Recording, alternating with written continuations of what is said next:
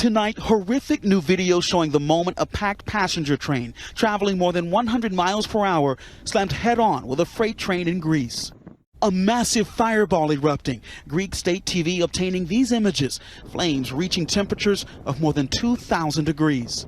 The impact sending passengers flying out of windows. And tonight, Greek television reporting the two trains were traveling on the same track for 11 miles, racing toward one another for 12 minutes before tragedy struck.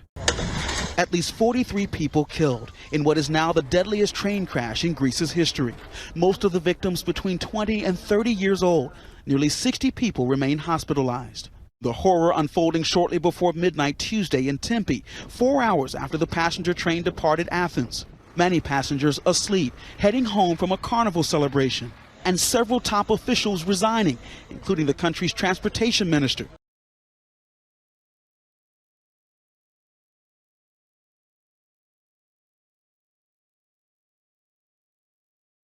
The death toll from an overnight strike on Zaporizhzhia in Ukraine has risen to 3.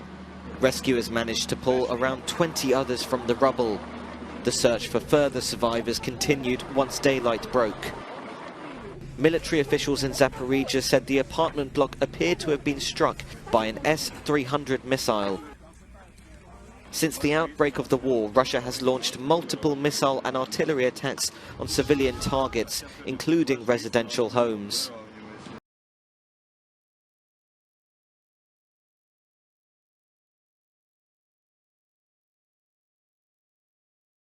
Tonight, Iran is on the brink of having enough material to build a nuclear bomb if they wanted to. A top Pentagon official today saying that they could reach that point in just 12 days. This is now the closest that Iran has been to being capable of building a nuclear bomb since former President Trump left the Iran nuclear deal back in 2018. Since then, Iran has made astounding nuclear progress, the Pentagon says. Now, the Biden administration did try to restart and revive that deal, but with no success.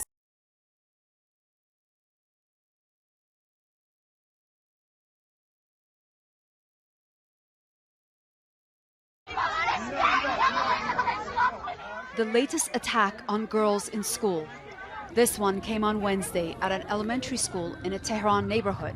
Young girls receiving medical care after the latest suspected use of poisoned gas in the classroom. Less than 24 hours earlier, in a suburb just east of Tehran, similar scenes. These girls were also poisoned while sitting at their desks. At least 35 of them were rushed to hospital with symptoms including severe headaches, nausea, vomiting, and dizziness.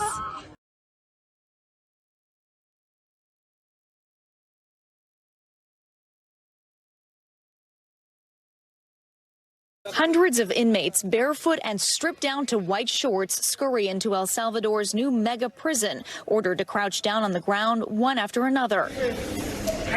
These alleged gang members are the first prisoners of the complex named the Center for the Confinement of Terrorism. The new complex, capable of holding 40,000 inmates, considered to be the largest of its kind in the Americas. The president touring the facility, fully equipped with armed guards and prison staff, workshops for inmates to manufacture goods, as well as dark isolation cells meant for solitary confinement and harsh punishment.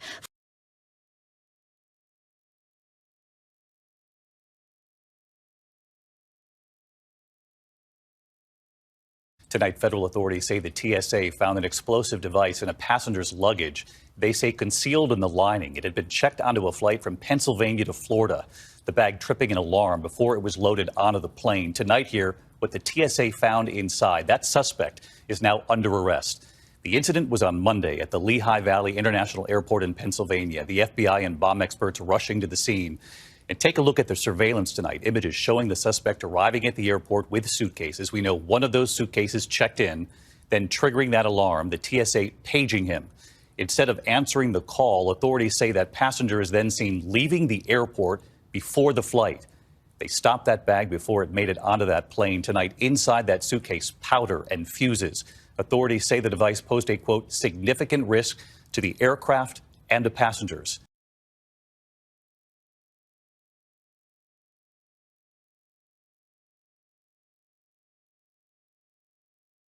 France's President Emmanuel Macron began a tour of Central Africa on Wednesday in a desperate attempt to safeguard French interests in Africa as anti-French sentiment runs high in a majority of African nations. He landed in Gabon's capital Libreville on Wednesday and will later head to Angola, Congo-Brazzaville and the neighboring Democratic Republic of Congo. Macron's trip comes as concerns grow in Paris over Russia's rising influence in French-speaking African countries, joining China, which has been present in the region for some years.